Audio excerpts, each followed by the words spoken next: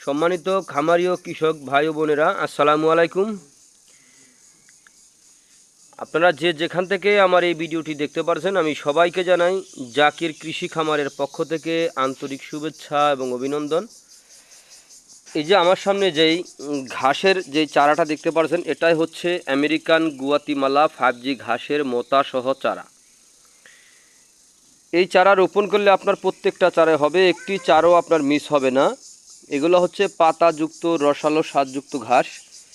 এই ঘাসে আপনার প্রচুর পরিমাণে ক্যালসিয়াম রয়েছে, প্রোটিন রয়েছে, ভিটামিনের মাত্রা রয়েছে। দেখেন, অন্যান্য ঘাসে কিন্তু একটা আছে, একটা নাই।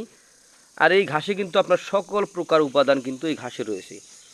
এই ঘাস আপনার খাওয়ালে দুগ্ধজাতীয় গাভীর দুধ বৃদ্ধি হবে অথবা ষাঁড় গরুর মাংস বৃদ্ধি হয়ে থাকে এই গুয়াতিমালা ঘাস খাওয়ালে। এই আমেরিকান গুয়াতিমালা ঘাসের পাতা হয় অনেক চড়া পাতা হয়, প্রায় 7-8 আঙ্গুল চড়া হয়ে থাকে পাতাগুলা। অথবা এই ঘাসের এক একটা ঝোপায় 40 থেকে 120 কেজি পর্যন্ত ঘাস হয়ে থাকে এই আমেরিকান গুয়াতিমালা 5G ঘাসে।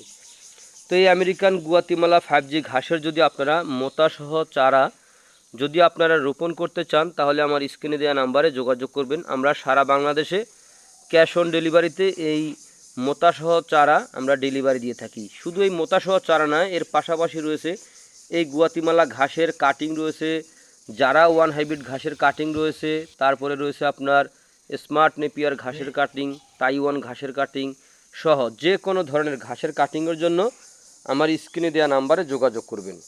আমরা সারা বাংলাদেশে ক্যাশ অন ডেলিভারিতে ডেলিভারি দিয়ে থাকি। এই ঘাসটা কিন্তু আপনার যে কোনো মৌসুমে আপনি রোপণ করতে পারবেন। এই ঘাসটা রোপণ করতে কোনো আপনার দিনক্ষণ নাই, যে কোনো মৌসুমে, শীত আর বর্ষা নাই। এই ঘাসটা কিন্তু শীত সহনশীল ঘাস। এই ঘাসটা কিন্তু শীতেও কিন্তু এই ঘাসটা বৃদ্ধি হয়ে থাকে। শীতে এই ঘাস কিন্তু থেমে থাকে না। এই ঘাস কিন্তু শীতের প্রচণ্ড শীত যখন পড়ে, ওই সময় কিন্তু এই ঘাসটা কেটে আপনি খাওয়াতে পারবেন। এটাই হচ্ছে সেই আমেরিকান গুয়াতিমালা 5G ঘাস।